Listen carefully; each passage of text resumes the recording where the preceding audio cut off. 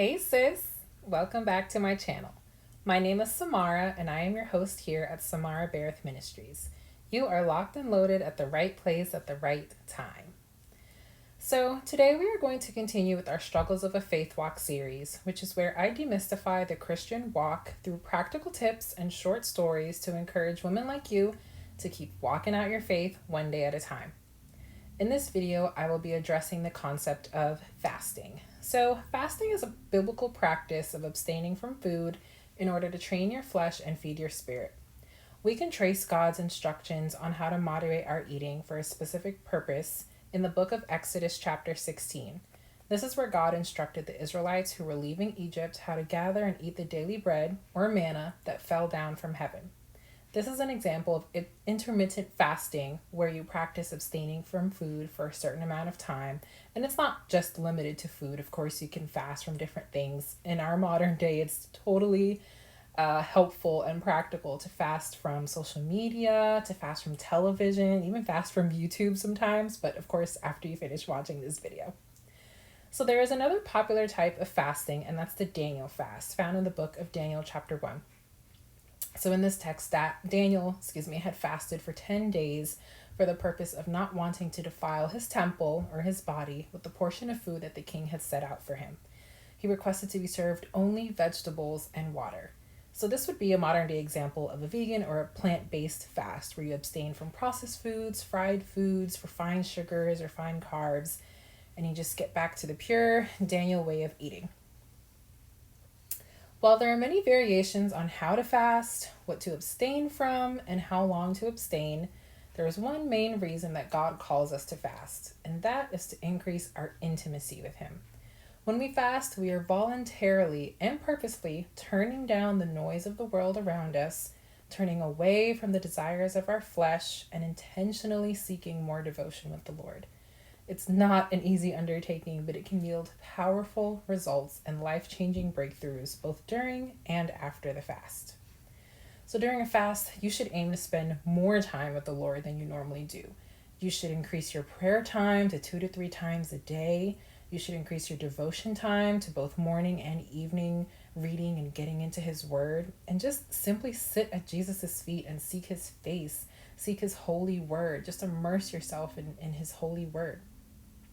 This is your dedicated time to just pour out your heart and wait for His response. This is time to get quiet and get focused on what God is trying to tell you about your life and allow Him to share His plans for you. So today I would like to share 3 possible signs the Lord could be calling you into a season of fasting and prayer. The first sign that God is calling you to fast and pray is when you are uncertain of your next step. As Christians, our walk is by faith and not by sight at all. We are called to do things and follow instructions without visual confirmation or proof beforehand of our assignments. God often reveals steps as we make the first move, but even the seasoned believer has doubt sometimes. The devil is also a vicious liar and deceiver, and he seeks to fill our heads with falsehoods so that we are confused and miss out on God's original instructions to us. So fasting is a great way to clear your head of the doubts that creep in and to focus on hearing God's voice for your next move. The time apart from your daily routine and regular indulgences will clear your mind and help you to single out God's whisper amidst the noise of confusion. So if you ever find yourself struggling with what to do next, a season of fasting and prayer could be useful and necessary to continue forward in your journey. So another sign that God is telling you to fast is when you struggle to clarify your why. Oftentimes at the beginning of a journey or an assignment, we're most excited and clear on our purpose and our reason for being. We may have received a clear word from God to start a project or begin writing or producing content to further the kingdom's agenda. We start enthusiastically and energetically, but along the way we might begin to doubt the promise God made to us in the beginning. We may lose sight of the goal and begin to question why we even started in the first place. We may even begin to question, why did God choose me instead of someone more qualified or experienced? So a season of fasting and prayer along a journey may be the perfect solution to get quiet before the Lord and receive another vision to encourage you along the way. If God called you to something, He's going to see it through. He's going to see it through to completion and it's perfectly normal to need a refresher along the way. Get before the Lord, seek clarity, seek His reason for sending you on this path, and tune into His voice for the duration of the journey. I promise you, He hasn't left your side.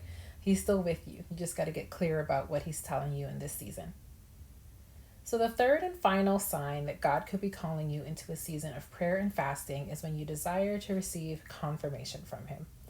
So the main and most important reason believers should fast is to increase intimacy with God, but it's also a great time to just come before the Lord with specific requests.